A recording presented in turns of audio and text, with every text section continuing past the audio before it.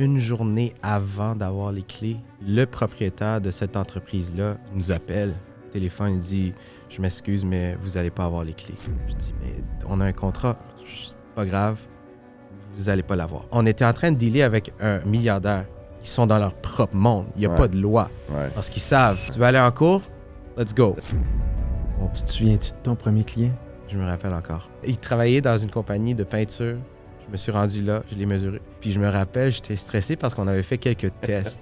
J'étais dans l'auto comme « Wow! » Ah oui, c'est La sûr. première vente. C'est même pas une question d'argent, c'est une question de première étape. Aviez-vous rêvé quand vous étiez jeune de faire des habits? Non. Jamais de la vie. Non, je dis toujours, on rêve de faire plein de trucs, mais une des choses dans la business, c'est, oui, on parlait d'avoir une passion, mais ta passion doit pouvoir générer de l'argent. Bienvenue dans le ring immobilier. Merci à nos commanditaires, Osvalet, Plancher 2000, Sotheby et Martin Ross. Avec Jean-Sébastien Boiteau et Benoît Gagnon. Un grand gentleman aujourd'hui, Ben. Ouais, puis avoir su, je me serais mieux habillé, là. Ouais. Quand même, regarde la carte de mode qui est juste à côté de toi. Mais on a la chance d'être partenaire avec JS. Et Jean-Jérémy. Jean-Jérémy n'est pas là aujourd'hui. Jean-Jérémy, c'est mon frère, mon partenaire. Ouais. Il est un peu allergique. C'est le gars qui est en arrière. Il court. Ouais. Mais devant la caméra, c'est une différence. Mais c'est ce qui fait une bonne équipe aussi. Parce que, disons-le, t'es le plus vieux. Il laisse le grand frère. C'est ça. Ça doit être ça. Ça doit être ça. Je suis content que tu viennes nous voir aujourd'hui parce que oui, tu fais partie de l'aventure cette année de notre autre saison. On se connaît depuis quelques années maintenant. J'ai le privilège de travailler avec vous chez Sotheby depuis quelques années. Et j'avais jamais eu la chance dans ma vie d'avoir des vêtements sur mesure avant de vous rencontrer parce que je pensais que c'était inaccessible et au contraire, ça l'est, puis on pourra en parler. Mais quelle belle histoire parce que toi et ton frère, vous faisiez autre chose avant de vous lancer en affaires et de devenir donc des grands maîtres du sur-mesure. Premièrement, au point de Benoît, depuis le début, puis Jérémy, on en parle souvent, c'est difficile quand on part une compagnie d'avoir des gens de notoriété, comme Benoît d'ailleurs, Ah ben t'es fin, mais... qui font confiance à une marque. Mais moi, je crois aux gens. Puis JS est comme ça aussi, on croit aux gens. Puis je pense que dès qu'on s'est rencontrés, j'ai vu la passion, j'ai vu la drive, j'ai vu le désir de vouloir bien faire les choses et de vous différencier dans un milieu qui n'est pas très, très connu et qui est difficile aussi. C'est un très bon point. On s'est fait refuser des centaines de fois pour de l'argent au début. On faisait toutes sortes de tours, des présentations, et essayer d'avoir de l'argent, des prêts. Puis souvent, on voyait ceux qui avaient des prêts, puis c'était toujours des histoires qu'ils avaient qui étaient extrêmement uniques. Puis j'ai rien contre ça, mais souvent, les gens, ils oublient qui va exécuter des idées, qui va aller exécuter une compagnie, comment aller faire avoir du succès. Je pense que c'est une des choses avec Benoît. Depuis le début, il a toujours été avec nous. On a parti de quasiment rien, puis il a toujours été là pendant des années. Je vais toujours être là, à moins que vous me sacriez. Bravo, parce que de l'extérieur, c'est ça qu'on ressent dans votre relation. Puis c'est ce qui, moi, m'a encouragé vraiment à, vous rencontrer, ton frère et toi, de voir qui vous étiez, parce que avant la compagnie, il y a les personnes, puis c'est ce qui est intéressant. Quand tu connectes avec les gens qui sont là, ben après, s'ensuit. Puis aujourd'hui, moi, j'ai la chance aussi d'être, je vais dire, dans l'équipe avec vous autres. Puis on a plein de choses en vue. Ça a toujours été beau et chic, mais là, on est rendu ailleurs. On dirait que j'ai comme une pression de plus. Pas du tout, ça te va très bien. Mais parlant des gens avant le Crest, vous avez vraiment une belle histoire. Moi, j'ai eu la chance graduellement de connaître encore plus après notre dernière discussion. Vous êtes d'origine... Oui, alors mon père est chinois, mais il est né à l'île Maurice. Alors, mon grand-père est allé à l'île Maurice. Il a eu 8 enfants. Ils sont tous sur l'île. Alors, ils parlent anglais, français, créole. Moi, j'ai pu apprendre le créole aussi de l'île Maurice quand j'étais jeune. Ma mère est d'origine vietnamienne. Alors, elle était venue ici dans un moment extrêmement difficile parce que le Vietnam, dans ce quand elle étudiait ici, elle est allée étudier aux États-Unis. La guerre a parti au Vietnam. Ouais. Puis imaginez, les États-Unis étaient au Vietnam en train de faire une guerre avec les Vietnamiens du Nord. Elle venait du Sud, fait qu'elle a été vue comme une amie des États-Unis. C'était la seule étudiante aux États-Unis dans le temps. Elle avait beaucoup d'attention un peu de partout. Ouais. Et puis là, pour rejoindre ses frères et sœurs, elle est venue ici étudier à Concordia. Et puis c'est là où est-ce qu'elle a rencontré mon père. Puis dans le temps, il faut s'imaginer, un Chinois, un Vietnamien, on sait, c'est comme des Anglais, des Français. Ouais. Ils sont des voisins, mais en même temps... Deux réalités. Exact. Ouais. Fait que dans le temps, avoir un couple qui vienne de différentes origines comme ça, c'était rare. Et c'est pour ça que Jérémy et moi, 2 frères, 2 noms québécois. Jean-Jérémy, c'est rare, mais Jean-Sébastien, très beau nom, d'ailleurs. C'est un nom c'est un nom complètement québécois. Ouais. Puis notre histoire a commencé de là. Je trouve ça beau parce que tu as le prénom d'ici et le nom de famille d'origine. Oui. Et c'est toi, ça. Puis ça, je trouve ça beau. Oui. Ouais. Mais même à dire que notre nom Siar, c'est si on le dit, oui, on a une idée que c'est un nom asiatique, mais en le lisant, c'est difficile des fois de savoir ça vient d'où. Puis dans ma vie, Jérémy et moi, on a toujours été dans des entrevues, au travail, des courriels, parce que des fois, on voit même pas les gens. On arrive toujours dans la salle, puis comme il est où, Jean-Sébastien? Ah ouais, non, c'est vrai. Mais non, pour vrai, ça arrive, ça. Puis c'est toujours, oui, Jean-Sébastien, mais c'est quoi ton vrai nom? Oui, c'est quoi ton vrai nom? Mais c'est ça, c'est légalement Jean-Sébastien. Mais c'est tellement riche d'avoir des parents avec 2 cultures comme ça. Ouais. C'est incroyable. C'est de partir avec deux histoires, en plus d'arriver au Québec. Donc, Jean-Jérémy et toi, vous êtes nés au Québec. On est nés au Québec, à Boucherville. Ouais. Là, Jean-Sébastien de Boucherville. De Boucherville. Effectivement, on ne s'attend pas. C'est ça. Là, on est allé à la Prairie. Ouais. On a grandi là. Encore une fois, parce que mes parents viennent de pays où est-ce qu'il y a de la guerre, des choses comme ça. C'est toujours prendre la route safe. Ouais. Fait que, quand tu grandis, tu n'as pas vraiment d'option. On te dit, JS, tu vas être soit ingénieur, tu vas être docteur ou tu vas être avocat. Ouais. Puis là, rendu... C'est ça les choix, là. C'est ça les choix. Ouais. Jérémy, c'est vraiment un pas bon ingénieur. Il a étudié en ingénierie. Moi, j'étais passable. Et puis, oui. Puis, si je ne me trompe pas, dans la culture vietnamienne, les études et la performance, c'est très important. Est-ce que je me trompe? C'est ça. Il faut... Ouais. Puis, tu sais, en grandissant ici, puis voir la culture québécoise, où est-ce qu'on veut vraiment qu'on a une passion dans ce qu'on fait, je dirais que, en venant ici, je comprends la situation. Mais souvent, les immigrants, ils ne vont pas comprendre que c'est une terre d'opportunité. Et puis, je ne faisais pas partie des clubs à l'école, mais je voulais jouer au hockey, je voulais faire des sports, je voulais faire plein de trucs comme mes amis. Puis mes parents, ils disaient toujours, si tu joues au hockey, comment est-ce que tu vas étudier? Oui, c'est ça. Comment est-ce que tu... Ils disaient, tu fais ce que tu veux, mais quand c'est le temps d'étudier, il faut que tu étudies. Ouais. Mais c'était ta réalité de jeune homme d'ici, d'enfant d'ici, tu sais. Puis j'explique un peu. L'île Maurice, c'est une île où est-ce qu'il y a des Chinois puis beaucoup de gens qui viennent de l'Inde. Puis dans cette culture-là, pour aller étudier dans un autre pays ou aller dans un autre pays, il y a un ranking. C'est plus comme aujourd'hui où est-ce que c'est satisfaisant ou pas. Ouais. C'est ça ta note à l'école. Non, c'est ça. T'es ranké. Fait que tu vois la liste, je suis 200e. Je dois aller au 150e pour pouvoir sortir pour aller étudier. Fait que la mentalité, tu peux pas aller jouer au hockey, il faut que tu étudies. Ouais. Mais on la comprend mieux quand on sait ça. T'sais. Ce qui amène une compétition constante. Ouais. Si ton niveau, c'est des rangs, c'est une compétition qui est constante. Là. C'est une compétition qui est constante, mais en même temps, je dirais,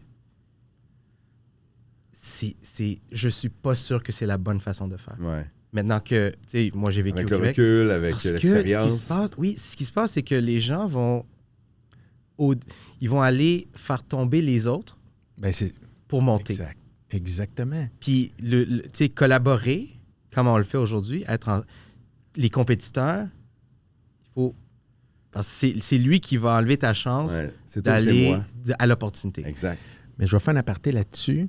La copine de mon gars étudie en médecine et aujourd'hui encore, Ouais. dans les classes de médecine, ils se disent pas les notes. C'est la compétition parce que c'est tellement contingenté, tellement difficile. Ouais. C'est le même. Tu sais, c'est un principe qui. Je pense qu'il faut trouver la bonne balance. Ouais. Parce que je parle souvent avec ma femme de ça. J'ai dit, moi, là, quand j'étais... Tu sais, je n'étais pas invité aux cérémonies à la fin de l'année. Je voulais savoir où est-ce que j'étais. Comment est-ce qu'on peut savoir si on fait bien, si on n'a pas de radar pour savoir exactement où est-ce qu'on est? Ouais. Fait que pour ne pas avoir de notes, je suis complètement contre ça. Et... Donc, je suis content d'entendre ça d'un sens parce que j'imagine que vis-à-vis tes deux beaux enfants, la compétition ou l'éducation sur la performance de rang doit être moindre de ce que tu as vécu. C'est moins. Puis des fois, ça te prend par surprise. C'est une balance. Parce Ouais. que mon épouse est très... Elle n'aime pas la compétition entre les deux frères et sœurs. Elle dit, on les aime, ils sont différents, on les aime pareil. Ouais. Des fois, j'aime en mettre un peu. Parce Un peu que... de pression, tu veux dire? Un peu de compétition. Compétition. Parce que je trouve que, tu sais, moi, je suis quelqu'un de compétitif. La société, ça prend des gens avec un caractère qui aiment la compétition. Tu veux les préparer. Oui. Parce que c'est très facile dans un petit environnement de famille ou d'école ou d'amis, si tu n'as pas de compétition, le jour où est-ce que tu vas te faire Oh mon Dieu. ramasser, Tu vas être surpris, tu ne sauras pas comment réagir. tu ne vas pas savoir quoi faire. Exact. Tu as besoin de ça. Ouais. Puis encore plus, si tu veux être entrepreneur, il n'y a pas les ressources humaines à te protéger, il n'y a pas... Tu vas dealer avec des gens qui viennent d'autres pays où est-ce que c'est pas grave, je vais aller prendre ton argent, je vais aller... Il n'y a pas de règles. Fait que tu dois pouvoir éduquer les enfants. Leur donner les outils nécessaires aussi pour être préparés à toute éventualité comme ça. Là. Ouais. Alors là, éducation, on se dirige en ingénierie. Le monde va dire comment ça se fait qu'on est rendu là. Mais est-ce que l'ingénierie, c'était une passion pour vous ou c'était le chemin qu'il fallait? J'ai détesté. Ah ouais, hein? Honnêtement, je pense qu'on apprend, par exemple, à être une infirmière. Ouais. On apprend des vrais trucs. Quand on apprend à être un docteur, on apprend des vrais trucs. En ingénierie, à McGill, en tout cas, c'est des équations, puis des équations, puis des équations qui ne s'appliquent pas en vraie vie. Fait que quand tu es dans le marché du travail, tu dis, j'ai appris pendant 4 ans un paquet d'affaires, puis je peux rien faire. Ouais. Mais ça t'a donné un genre, par exemple? Oui. Ah, celui-là, il est encore là, je le vois. Puis tu me permets que je te challenge? Oh! Ça t'a permis de construire quelque chose de solide dans votre entreprise, par exemple? Il y a une entrevue de Steve Jobs, le commencement address. Il a dit, tu sais, à la fin de la journée, tu sais pas comment les points vont se rejoindre. Puis c'est ça, en fait, que ça fait, c'est que même si des fois, on y pense, puis j'ai dit, est-ce que j'ai perdu mon temps en étudiant l'ingénierie? Je me dis non, parce que ça a créé une expérience, ça nous a donné une façon de regarder les choses. Puis quand on est arrivé avec Suitably, on s'était dit, c'est fou. Comment est-ce qu'on peut avoir des habits dans le temps, on parle d'une dizaine d'années, qui se vendent à 2000, 3000. Puis on parle de tissu, on parle de coupe, puis tu as un iPhone, un BlackBerry dans le temps, que tu as des milliers d'ingénieurs qui ont travaillé sur la technologie, puis ça se vend à 600 $. Il y a quelque chose qui ne marche pas. C'est où? C'est où le catch? Les premières réflexions, c'était un peu dans cette voie-là? Oui. Ah oui? Hein? Je voulais m'habiller bien. Mais parce que tu étais dans le domaine des télécommunications, justement. Je voulais m'habiller bien. Fait que j'ai passé une dizaine d'années en Amérique latine comme ingénieur. Ça, j'ai adoré. Ouais. le côté... Oui, exactement. Qu'est-ce que tu as fait comme run? Moi, j'étais un intégrateur de système. Fait qu'à chaque 2 semaines, j'étais dans une nouvelle ville. Imaginez, 23, 24 ans, j'ai pas de maison, j'ai pas de paiement. Je restais toujours chez mes parents, mais j'étais jamais là, j'étais en voyage. Ouais. Tout l'argent, c'est dans la poche, t'économises, t'es jeune, t'as pas de copine. Chaque 2 semaines, t'es dans un nouveau pays, nouvelle ville, t'as la chance de visiter. Le travail, de voir, d'expérimenter. Puis j'ai réalisé, les ingénieurs, normalement, c'est beaucoup de travail devant l'ordi. C'était pas moi. J'aimais la connexion, j'aimais les ventes. Fait que j'ai eu la chance d'être un consultant. Puis là, je m'habillais plus. Mais je me disais, je peux pas m'offrir 10 habits à 2000 $. Ça marche pas. Fait qu'il doit y avoir un catch. C'est là que, quand on est allé au Vietnam, les habits se faisaient faire en 1-2 journées, puis ça nous coûtait 100 $ peut-être. C'est incroyable. J'ai dit, tu sais, je dis pas qu'on devrait faire des habits à 100 $, mais il peut pas avoir une différence de 2000 $ et puis 100 $ pour un produit qui est quand même assez semblable. Est-ce que Jean-Jérémy était à la même place que toi dans ce temps-là? Est-ce qu'il réfléchissait aussi comme toi sur... Il y a peut-être une avenue le fun là. Jérémy travaillait dans le temps. Il était trader. Fait qu'il était devenu un trader pour une grosse firme, d'ailleurs ici dans le 10-30. Et puis, quand j'ai annoncé à mes parents que j'allais faire ça, parce que, tu sais, les Asiatiques, on est toujours un peu comme proches. C'est comme si on cherche toujours l'approbation. Quelque chose qu'on peut en discuter plus tard, mais dans notre culture, tu cherches toujours l'approbation des parents. Que tu sois marié, que ça reste dans notre esprit. Ça passe par eux. Puis j'ai dit, tu sais, maman, papa, tu sais, je vais partir ma compagnie. Puis pour eux, imaginez, j'avais ma maîtrise dans le temps, j'étais ingénieur, j'avais une belle carrière. Ils disaient, comment tu vas tout laisser ça? Ils ne comprenaient pas, là. On a investi des années. Oui, pour des gens qui ont vécu aussi des situations comme ils ont vécu, la sécurité... Ma mère n'a pas travaillé. Elle a un diplôme. Elle est restée avec nous jusqu'à temps qu'on avait 16 ans. Puis imagine le sacrifice. Je me rappelle encore, on peut en parler plus tard, mais il y avait tellement de sacrifices qu'ils ont fait. Puis pour dire à ce moment-là, tu vas tout quitter. On a tout investi pour faire ça. Tu prends pas Jérémy aussi. Il va continuer de travailler. Okay, parce que tu as eu la pression du grand frère qui a amené son frère avec lui. On aurait pu faire les deux en même temps, mais imaginez 2 salaires que tu n'as plus, puis tu commences la compagnie. Fait que dans ce temps-là, on s'était dit, mieux vaut commencer. On avait économisé de l'argent parce qu'on voyageait pour le travail. Là, on commence avec Jérémy continue de travailler, mais les week-ends, il était là avec moi à charrier les sacs de tissu l'hiver. J'ai plein d'histoires comme ça aussi à vous raconter, mais des tissus, il n'y a pas de parking, Place Ville-Marie, le monsieur, il nous attend, on est un peu en retard, on courait. Parce qu'il n'y avait pas de boutique, vous alliez chez les gens. Directement. Là. On n'a pas eu de prêt.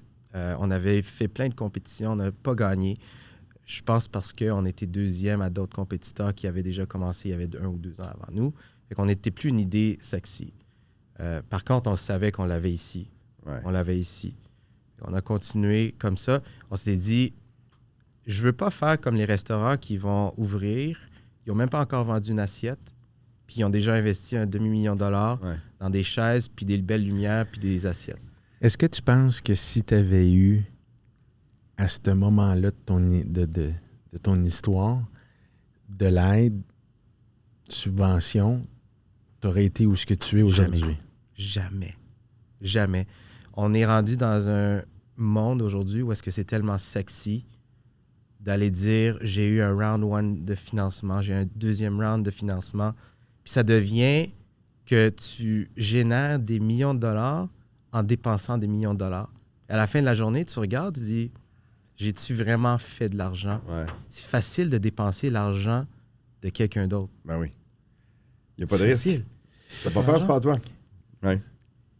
Les gens, puis je connais la réponse, mais en parallèle à ça, les gens qui ont eu la plus grosse subvention dont on a discuté ensemble sont plus dans le domaine.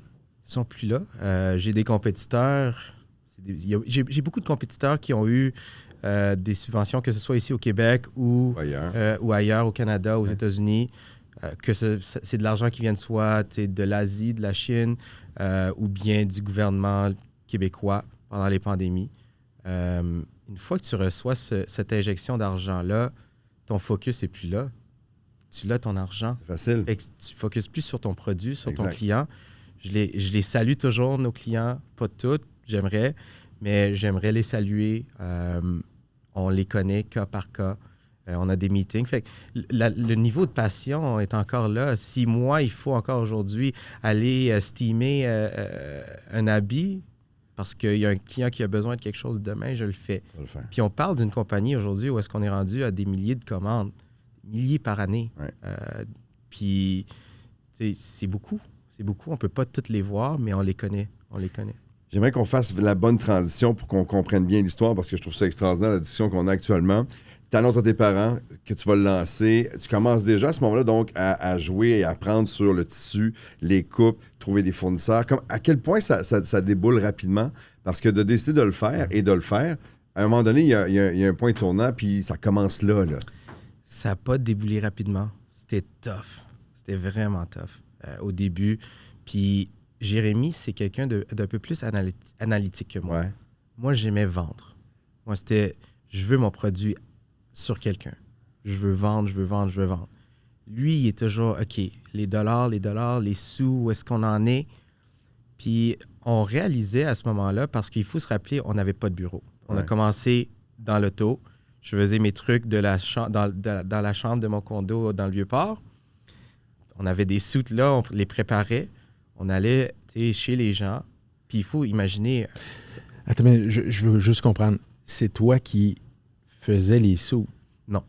Tu le fais. Okay. Oui, fait que dans le temps, notre opération a complètement changé d'il y a 8 ans. Aujourd'hui, on est beaucoup plus en contrôle de faire les habits, puis faire les retouches, les assembler et ainsi de suite. Puis on a incorporé la technologie. Mais dans le temps, on faisait faire au Vietnam, puis on les faisait essayer ici. S'il y avait des altérations à faire, on travaillait avec des troisièmes, des couturières. Ouais. Dans le temps, vous pouvez imaginer, on chargeait environ 450 pour un suit, même 400.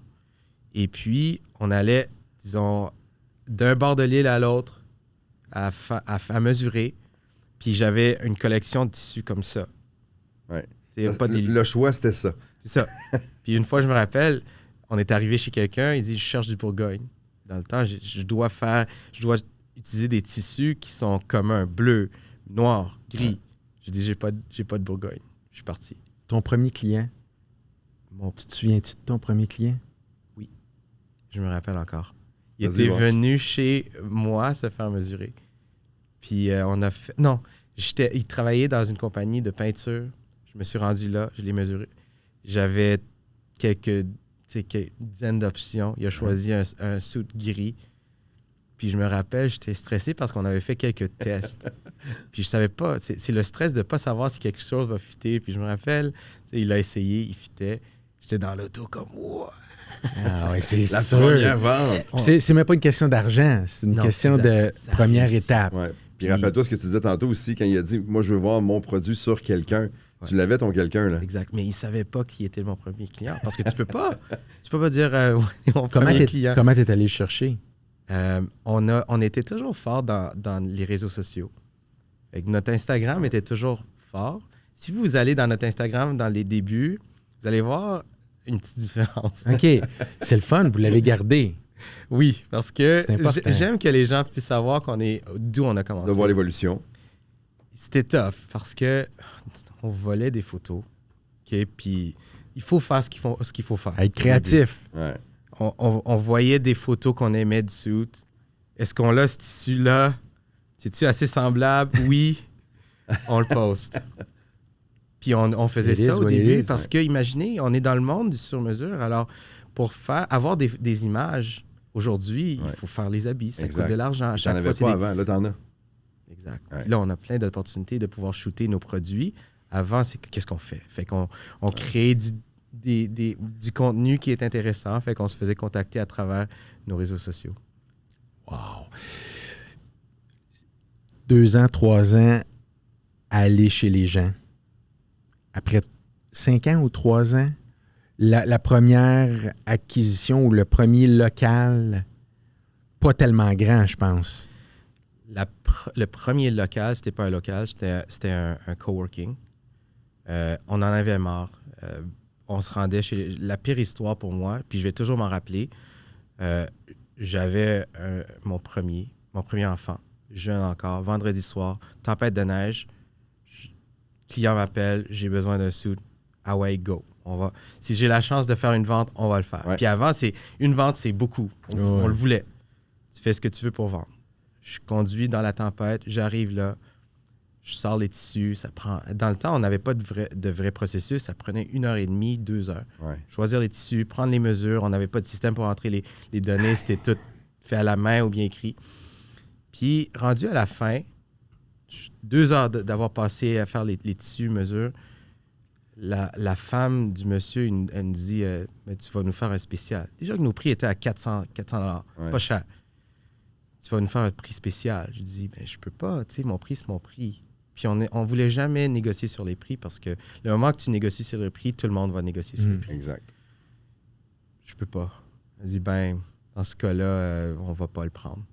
Fait que je me rappelle, je conduisais un vendredi soir, tempête de neige, regardez devant moi, il y avait personne dehors sur l'autoroute, dans ma voiture, puis j'étais comme, est-ce que je peux pas continuer comme ça? C'est incroyable, J'ai perdu un vendredi avec mon petit, c'est des moments précieux.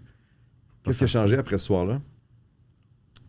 On a fait des processus d'appel, qu'est-ce que vous recherchez, pour vraiment valider le client. C'est-tu un vrai client? Je ne vais pas me rendre là-bas. Puis des fois, tu te rends là-bas, il veut changer son pantalon, on conduit, on revient, il n'aime pas ça, un peu plus long, un peu plus court. C'est pas une façon de faire. C'est un parallèle avec l'immobilier, tu sais. Je peux imaginer. Le courtier, l'acheteur qui fait visiter, tout ça, puis finalement, il n'y a pas... Il n'y a pas de résultat au bout de la ligne. Ouais.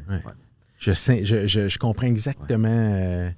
Aujourd'hui, pour prendre un rendez-vous avec nous, le site web a plein de questions. C'est quand ton événement, qu'est-ce que tu recherches? Est-ce que tu as une idée? Il y a un courriel, comment se préparer? Il y a des textos, parce que les gens, comme un restaurant, ils ne se présentent pas. Là, ils n'appellent pas avant pour dire qu'ils ne viendront pas. C'est plate. Là, ils ont un texto, confirmer votre présence. Texto le matin, voici votre rendez-vous. Fait que c'est beaucoup plus structuré. Mais pour revenir à la question, on s'était dit, bien, premièrement, si on veut vraiment avoir du succès, on ne peut pas copier Jérémy et moi puis conduire partout à travers Montréal puis faire de l'argent. On va se prendre un pied à terre. Ouais. On a loué une table dans un coworking. Ça a marché pendant 6 mois. Là, dans le même édifice, on a loué littéralement un walk-in. On parle de 250 à 300 pieds. Pas plus grand que cette salle ici. Ouais. Non, ici, c'est 2000 pieds. Beaucoup plus grand que ça. Mais c'était petit. Puis je me rappelle le choc des gens parce que nos réseaux sociaux sont beaux. Puis notre site web était beau. Ben, vous avez toujours eu un beau brand. L'image, la qualité, tout ça, c'est... Le fameux look and feel. Le look and feel. Puis on a même été interviewé par Radio-Canada dans le temps. Puis le crew était venu pour nous interviewer. Puis ils ne pouvaient pas rentrer dans notre salle. Ils ont dû se tenir dehors de la porte avec les caméras parce que c'était trop proche de nous pour filmer. Fait que c'était une petite salle. On payait peut-être 600 $ par mois. Puis aujourd'hui, je regarde ça, c'est trop cher. Mais on ne savait pas. Puis on opérait de là. On a bougé dans une plus grande unité. Donc, c'est la première fois qu'on a rencontré Benoît. Ouais. Je suis venu là la première fois, mais déjà, vous aviez déjà installé l'image et le brand. On le sentait qu'on était chez vous, chez Suitably. On savait ce que c'était à ce moment-là. Tu sais. Sans vous connaître, toi, tu as décidé d'aller là. Je les ai vus sur les réseaux sociaux. On s'est écrit. Puis ça a commencé comme ça, tout simplement. Moi, je passe beaucoup de temps sur les réseaux sociaux. J'aime les entrepreneurs d'ici, tu le sais. Les gars, les filles qui ont des bonnes idées, tout ça. Et si je peux aider, je vais toujours le faire aussi. Puis je le disais tantôt d'entrée de jeu, j'avais jamais eu de vêtements sur mesure de toute ma vie. Et depuis qu'on s'est rencontrés, ça a changé ma façon de me vêtir parce que tu te sens tellement bien dans une chemise qui te fait bien, dans un habit qui te fait bien, dans un veston. Il y a plein de magasins qui vendent plein de beaux vestons, mais tu arrives, puis la manche est trop longue, elle est parfaite pour quelqu'un d'autre. Bon, on est tous différents, on a des morphologies qui sont différentes. et d'arriver là et de vivre cette expérience-là. Et moi, comme beaucoup de gens qui nous regardent en ce moment, Jean-Sébastien, tu vas être d'accord avec moi, je pensais que je n'avais pas les moyens de me faire des vêtements sur mesure parce qu'on pense que ça coûte une fortune. Mais vous en faites à des prix qui sont super compétitifs, avec une qualité extraordinaire, autant pour les gars que pour les filles, que pour les enfants, parce qu'on voit des mariages des fois, puis le père puis le fils qui sont habillés pareil, tout ça. Je pense qu'on peut en parler de ça parce que c'est possible pour tous de vivre une expérience le fun chez vous, où on va concevoir un habit pour une soirée, pour un événement, ou juste pour le travail, par exemple. La première idée que Jérémy et moi, on avait, c'était on fait juste des suits noirs. La première idée. C'est juste ça. On fait des suits noirs parce que tout le monde en a besoin. Ouais. Puis tu l'achètes sur le site web. Mais là, tu réalises, tu peux pas juste mettre un site web puis vendre. Ça marche pas. Non. Tu dois avoir un pied à terre, tu dois niveau immobilier, avoir une présence, puis on va parler du futur de Suitably, mais avoir une présence à terre, c'est important. Puis on s'était dit, il faut que ça soit accessible. Fait que l'idée d'avoir juste des habits noirs, c'était vraiment pour faire ce que j'achète un stock de tissu, c'est pas cher pour le client, ça me coûte pas cher. Là, on a commencé à incorporer la technologie. C'est là où est-ce que le point de l'ingénierie s'est revenu nous chercher. Parce que vous avez développé une technologie. Oui. Fait que quand on t'a vu pour la première fois, on collectionnait encore des données. Ouais. Fait qu'on t'a scanné. C'était le premier? Non, on commençait. J'étais dans les premiers pas mal, puis quand je suis arrivé, je les ai vus sortir en avec iPad. Ta carrure t'a déstabilisé complètement. Le marché. Avec mes grosses épaules, quand je suis arrivé là, je les ai vus passer avec leur iPad, puis ils tournaient autour de moi. Je suis comme, c'est qui ces gars-là? Qu'est-ce qu'ils font exactement? Mais vous saviez exactement ce que vous faisiez parce que à ce moment-là, tu le disais, ils installaient leur base de données. Parce que quand j'y retourne maintenant, à moins d'un gros changement physique, ils savent comment m'habiller. On perd plus de temps avec ça. Je l'ai vécu. On l'a vécu ensemble. T'as amené ton gars, puis ton gars aimait ça aussi. Exactement. Là. Puis je vais te laisser l'expliquer, puis je te donnerai mon feeling puis comment de client, mais... Le côté technologie a changé notre business. D'ailleurs, on a été featured dans Forbes à cause de ça, des revues aux États-Unis, à travers le Canada, parce qu'on était les premiers à avoir installé une technologie d'intelligence artificielle. Je sais qu'aujourd'hui, on parle de ChatGPT puis l'intelligence artificielle, mais nous, on le faisait il y a 3-4 ans d'ici, avant que ça devienne la folie. Puis ça avait été fait parce que on a commencé à collectionner des données. J'ai dit, il y a quelqu'un dans le monde qui a le même bras que Benoît Gagnon. Il y a quelqu'un qui a les mêmes cuisses que JS. Ouais. Puis on a aussi dans nos données, qu'est-ce qu'on avait dû altérer? C'est quoi les préférences de quelqu'un qui est 6 pieds, 300 livres? Comment est-ce qu'il aime son fit? Quelqu'un qui a 60 ans, il n'aime pas ça serré. Il veut être relax. Ouais. Toutes ces données-là ont été mises ensemble, qui a fait en sorte qu'on a créé ce qu'on appelle le automatic sizing sur notre site web. C'est une banque de données. Une banque de données. Les gens, ils ne voulaient pas se faire mesurer à la maison pour nos clients aux États-Unis. Ils disaient, on a dit, on a juste besoin de quelques infos de vous. Répondez ces questions-là. Notre algorithme va générer les patrons pour vous. Vous allez voir, on vous envoie ça, puis ça marche bien. Que vous soyez capable de le faire comme ça à distance avec un client, je ne sais pas quoi, à Boston, qui a entendu parler de vous autres, qui répond à ces questions, et vous êtes capable, avec ce que vous avez créé comme technologie, de l'habiller à distance sans même le rencontrer. Absolument. C'est fou, là. Le temps, c'est de l'argent. Les courtiers immobiliers manquent de temps. C'est là où c'est clair, parce que vous êtes vraiment occupé, puis vous avez une belle grosse clientèle qui est les mariages, puis les courtiers immobiliers, là, c'est 7 jours sur 7. Ouais. Mais pour l'avoir vécu, puis dire, faut que j'aille chercher un sou, faut que je... Mais c'est tellement apprécié, le temps, puis je l'ai fait, j'ai mis l'habit, c'est pareil comme... C'est sur mesure. Le fit est parfait. Moi, j'ai une petite histoire vite de ça, parce que j'ai un ami, moi, qui achetait ses habits, on parle de PL, qui était un bon ami à moi depuis longtemps, qui faisait un loyal, qui faisait toujours sa business avec la même compagnie avant, puis il aimait ça, puis là, il recevait son sou. Puis là, il allait pour un premier essayage, puis il retournait. Il revenait 2 semaines après, puis il avait fait les altérations. Puis là, j'avais dit, arrête de faire ça, tu perds du temps, parce que c'est un gars d'affaires aussi. Il est en immobilier aussi, et je lui disais...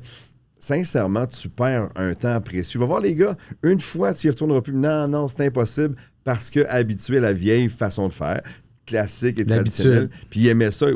il est allé les voir une fois, puis depuis ce temps-là, il a acheté combien d'habits? On les compte plus. Puis elle, je ne vais pas dire combien d'habits tu as acheté, mais il en a acheté beaucoup. Ouais.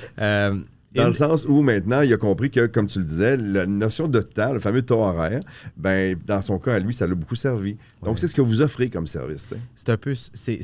les gens veulent... Puis, dans notre industrie d'habits, les gens, ils pensent que un client veut venir prendre son whisky pendant 2 heures.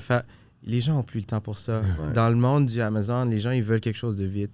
C'est pour ça qu'une fois qu'on a vos profils, vos mesures, même j'ai beaucoup de clients qui vont acheter en ligne après. Votre profil est fait. Ouais. Vous pouvez même faire des designs sur notre outil de dessinateur.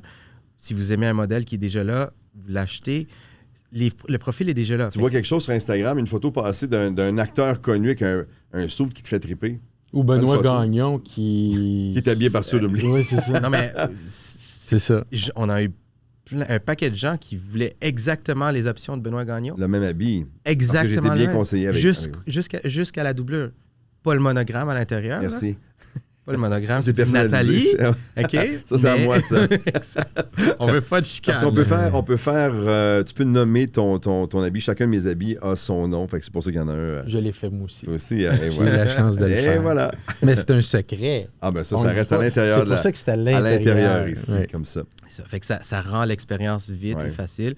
La moyenne de temps que notre client va venir chez nous pour se faire mesurer, quand il veut se faire mesurer, c'est environ 45 minutes. Fait que nous, on track toutes ces données-là. Un premier rendez-vous, mettons. Là.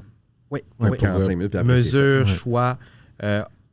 On est des ingénieurs. Fait qu'on track les minutes. On veut savoir comment est-ce qu'on optimise ça parce que si ça prend 2 heures versus 1 heure, donc ça sert la moitié de clients. Donc, ça a servi le 4 ans d'études. Oui. Ça a servi. Je regarde mes parents, je dis... c'est ça, je me l'avais dit, tes pères disent, tu vois, mon gars. Je te l'avais dit. C'est important de mentionner, vous faites les femmes aussi. On fait les femmes. On ne voulait pas le faire au début, puis pour la simple raison qu'on se disait, si on va développer la technologie, on veut vraiment être bien dans un secteur avant de... Spécialisé. Je pense que beaucoup d'entrepreneurs passent trop de temps à faire trop, sans vraiment avoir spécialisé dans un domaine. Exact. Pourquoi faire hommes, femmes, enfants, cravates, souliers, toutes sortes d'affaires? Si tu n'en contrôles pas et tu n'en maîtrises pas un. Ouais. Imagine que tu commences à être hyper bon dans la confection pour les hommes. Puis là, tu prends le risque de faire les femmes, puis tout d'un coup, tu as 50 reviews de 1 étoile parce que tu as servi 50 femmes versus 1000 hommes qui sont contents. Ouais. Parce que les gens, ils vont écrire des reviews négatives plus que positifs parce que c'est émotionnel, c'est passionné. C'est facile d'être méchant aussi. C'est facile d'être méchant. C'est facile aussi, tu sais, de pouvoir de faire cette erreur-là, de trop vouloir en faire. Et là, on a beaucoup fait de tests avec nos stylistes qui sont principalement des femmes. On reçoit beaucoup d'applications de femmes. On aimerait avoir plus d'applications d'hommes pour le stylisme.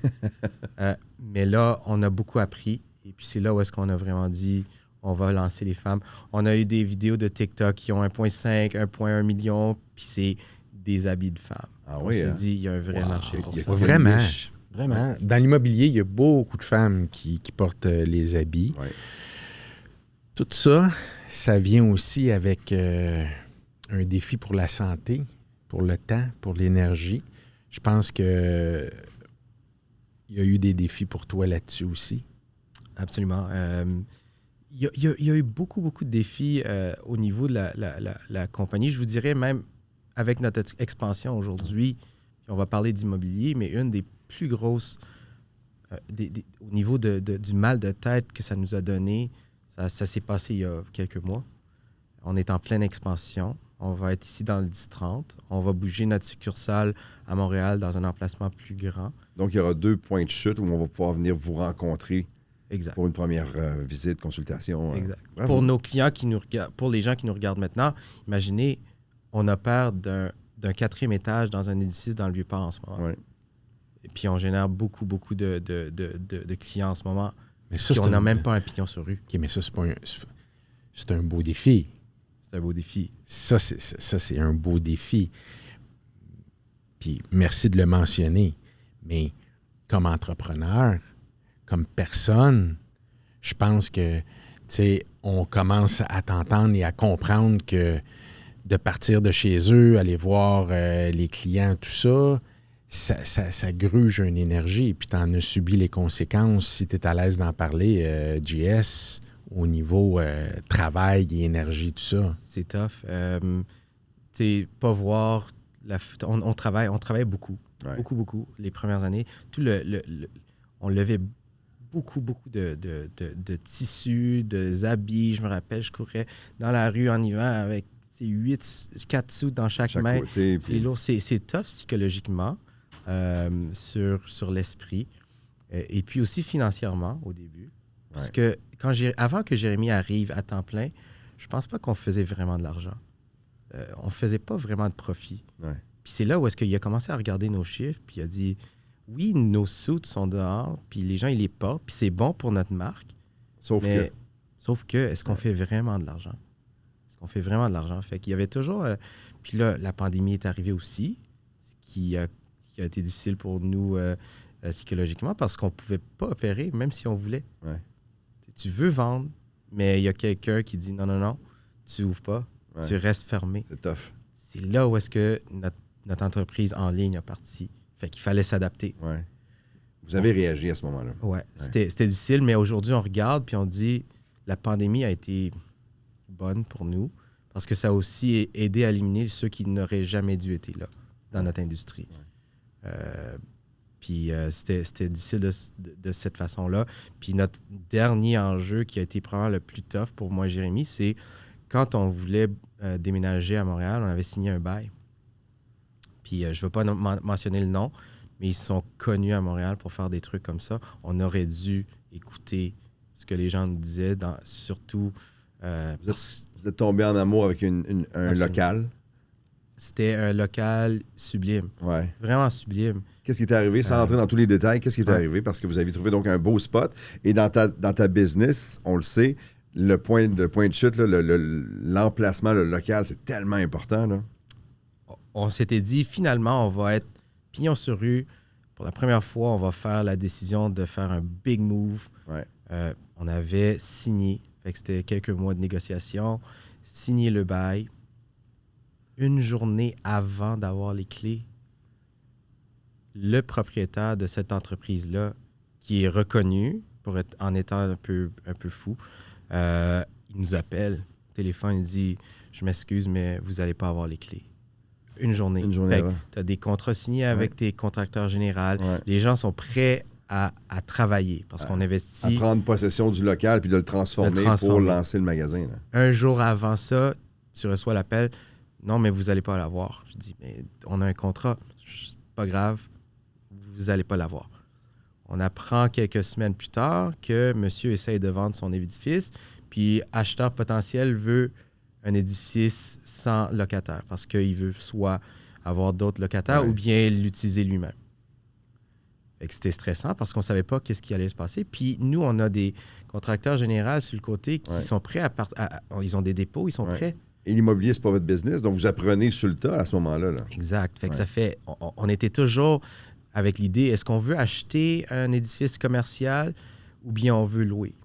On n'est pas contre acheter dans le futur, mais on s'était dit, on est dans l'industrie des habits, pas l'immobilier. Puis on en a appris beaucoup avec cette expérience-là dans l'immobilier, puis peut-être qu'on va aller dans cette direction dans le futur. Mais reste qu'on était pris avec de l'argent.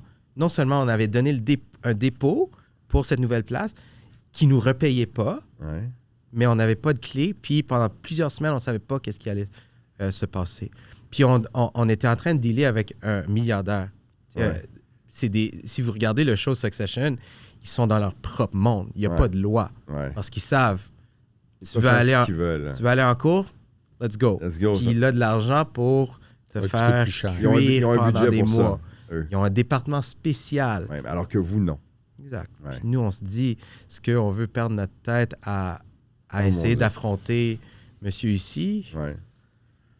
Longue histoire courte, finalement, on a réussi à avoir pouvoir sortir de ce contrat-là. C'est quand même paradoxal que tu dises on a réussi à se sortir quand c'est lui qui ne vous laisse pas rentrer. C'est fou, hein? On s'était dit, des fois, les choses arrivent pour une raison ou une autre. Il n'y a rien qui arrive pour rien. Imaginez... La bonne nouvelle maintenant, c'est qu'il y a un nouvel emplacement à Montréal et il va en avoir un aussi sur la rive sud de Montréal. Exact. Je suis excité d'en parler. Je voulais utiliser justement cette plateforme-là pour pouvoir vraiment discuter ou parler de ça, mais on est fiers. As-tu de quoi nous annoncer aujourd'hui, là? Oui. Vas-y donc, voir. Je le sens, là. Suitably, notre entreprise à Montréal, on va bouger pour être pignon sur rue, littéralement à 50 mètres de la cathédrale dans le Vieux-Port. Wow. C'est beau. C'est grand. On va avoir environ 2400 pieds carrés pour servir les clients. Une expérience sublime. On parle d'un bar de tissus où est-ce que nos tissus... Alors, on continue les rendez-vous, mais les gens vont pouvoir continuer de venir et puis voir les tissus, s'asseoir, avoir une belle expérience. On va avoir aussi un bureau pour gérer toutes les commandes, nos clients en ligne. Et puis, la deuxième annonce, puis je pense que c'est un secret qui est pas très secret, mais ça a été un beau défi. On va être ici dans le 10-30, juste en face du Zara, avec une deuxième boutique. Et puis, on est super fiers de... J'ai vu tout d'un coup, la passion, a pris place. Et c'est parce que le gars qui nous le raconte avait son bureau dans sa voiture il y a une couple d'années. Exactement. Tu comprends? Moi, je trouve ça beau, belle cette histoire de là. succès. C'est... quand on y pense, là, où est-ce qu'on était, puis où est-ce qu'on était aujourd'hui, c'est... Ça peut pas être fait tout seul. Puis je dis toujours, quand je pense à ça, je pense aux gens aussi qui nous ont aidés. Non seulement, tu sais, Ben, tu as été là, mais nos familles. Plein de gens autour, ben oui. Tu sais, c'est pas facile. Tu sais, ma femme, c'est une pharmacienne. Elle a marié un ingénieur. Qui fait des habits. Puis tout d'un coup, je vais dire, OK, ben je vais aller faire des habits. Le support de... Aviez-vous rêvé quand vous étiez jeune de faire des habits? Non. Jamais de la vie. Non, puis je dis toujours... On rêve de faire plein de trucs, mais une des choses dans la business, c'est, oui, on parlait d'avoir une passion, mais ta passion doit pouvoir générer de l'argent. Parce que si ma passion, c'est des fourmis, tu peux faire ce que tu veux avec des fourmis, mais tu vas être très triste le jour que tu ne peux pas faire tes paiements. Tu vas être avec tes fourmis à les élever, mais en même temps, tu ne fais pas d'argent. Exact. Il faut pouvoir choisir une idée qui va te faire de l'argent. Mais ce qui est beau aussi, c'est que vous avez aussi réussi à vous servir de votre connaissance comme ingénieur pour l'intégrer dans une nouvelle aventure où, normalement, on n'aurait pas associé les deux ensemble. Mais vous l'avez fait et ça marche. Ça, c'est vraiment cool, ça. On s'était dit... puis c'est un autre exemple de où est-ce quelque chose qui ne marche pas va se retourner puis bénéficier. On avait fait une compétition avec la Chambre de commerce de Montréal. C'était une caravane, c'était une compétition d'entrepreneurs. Puis je me rappelle, cette journée-là, le commentaire que les gens nous disaient, c'est « on n'est pas assez innovateur pour pouvoir avoir un prêt ». Je me rappelle... Le commentaire qu'on vous avait donné. Ouais. Puis aujourd'hui, toutes les compagnies qui ont gagné ne sont plus là. Plus là. C'est correct, mais on était... éliminés. Puis je me rappelle, on était une compagnie qui avait déjà des revenus solides. Puis on ne nous a pas choisis parce qu'ils nous disaient « t'es pas assez innovateur ». Je suis quelqu'un de compétitif. Ouais. J'ai un chip sur mon épaule. Là. Quand quelqu'un me critique, j'aime pas ça, mais en même temps, ça m'a fait penser. Puis j'ai dit, il faut qu'on puisse non seulement incorporer de la technologie pour être plus innovateur. Les faire mentir aussi, leur prouver qu'on est capable de le faire. Exact, j'adore. C'est ça. J'adore prouver ceux qui pensent qu'on n'est pas capable de faire. Ouais. Puis, on s'était dit, on va trouver une façon d'incorporer la technologie dans tout ça. Ouais. En même temps, le bénéfice, c'est que ça crée une belle histoire. Ouais. Parce que toute entreprise, si tu veux avoir du succès, tu as besoin d'une belle histoire. Ouais. Les médias ne vont pas vous chercher si vous n'avez pas une belle histoire. Tellement. C'est un défi de travailler avec la famille et son frère. Est-ce que ça a été toujours sur une montée, un fleuve tranquille? Toujours. C'est surprenant. Vous avez une complicité qui est impressionnante, sincèrement. Là. On est Je les ai vus, hein, effectivement. On est des meilleurs amis. On va se crier après. Nos employés, des fois, ils nous entendent dans le bureau fermé, c'est petit. On se crie après. Puis quand vous criez, c'est en français? Français, anglais. Créole? Créole. Un peu en créole aussi. Vietnamien. Je parle espagnol aussi. Non, mais il ne comprend pas. Fait quand ils comprennent, je parle en espagnol. Mais non, c'est... on va avoir des discussions, on va se crier après, mais on a le même but. Ouais. Puis C'est la réussite de Soulably. c'est ça. Puis on a 2 petites familles. J'aime sa fille autant qu'il aime mes enfants. À la fin de la journée, c'est les enfants qui vont bénéficier aussi. Vous faites un peu pas mal pour eux autres aussi, à quelque part. C'est comme un mariage.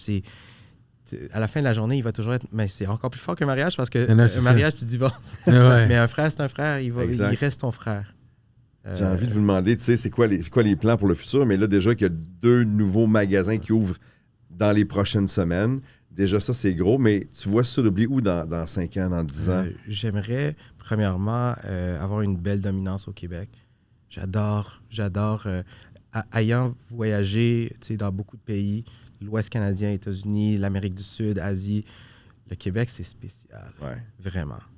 C'est son propre pays, sa propre culture. J'aime la façon dont le consommateur québécois achète. C'est pas comme nos clients en Ontario, ils veulent des faits. C'est combien, c'est quoi le prix, c'est quoi le poids, merci, c'est bon. Ouais.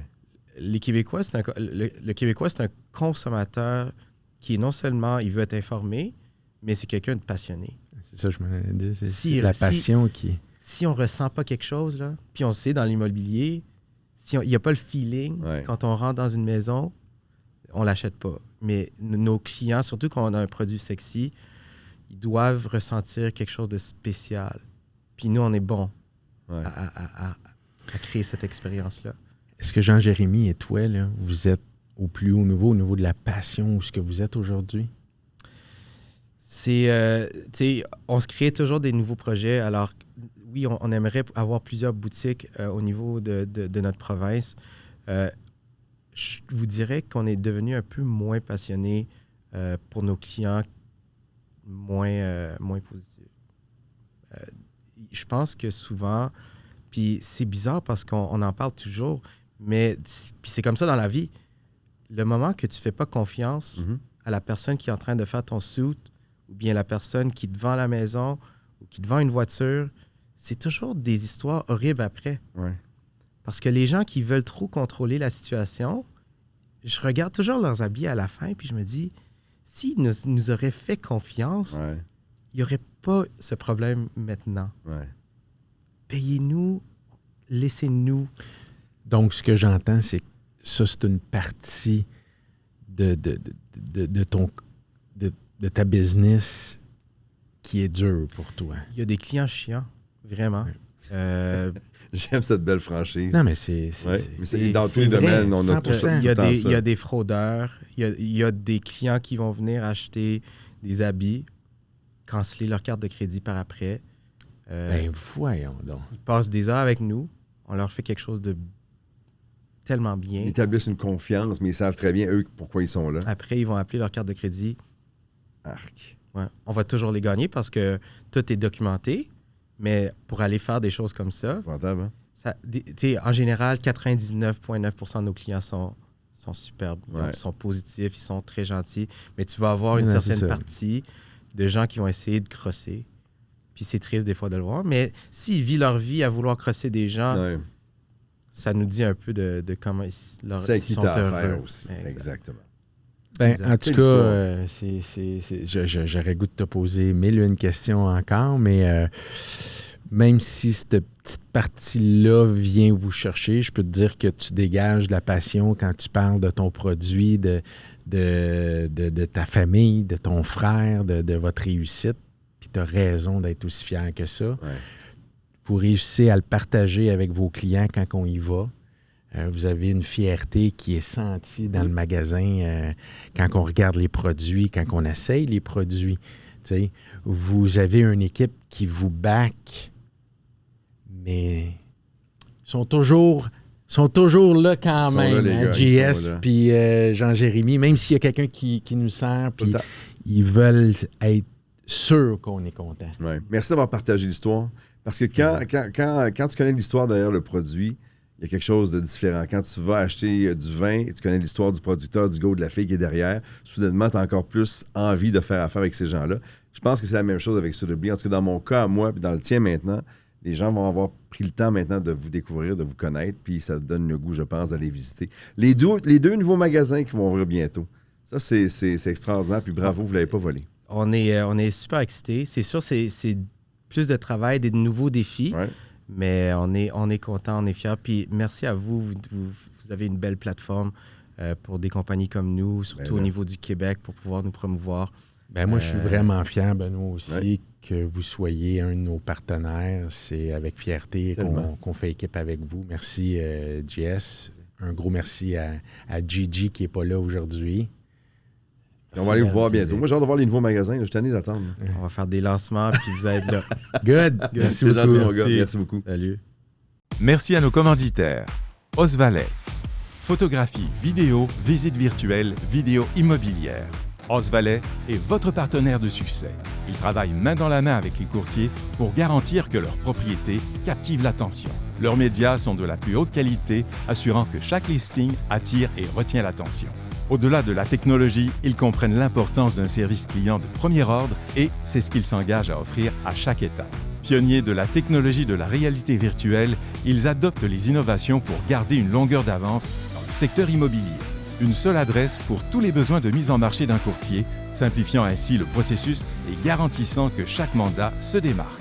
Leur capacité à s'adapter rapidement aux nouvelles tendances et besoins du marché fait d'eux un allié inestimable pour tous les courtiers. Plancher 2000, détaillant de couvre-plancher axés sur la qualité et le design, ils font de la rénovation résidentielle, construisent des maisons neuves, des tours à logement et du commercial léger.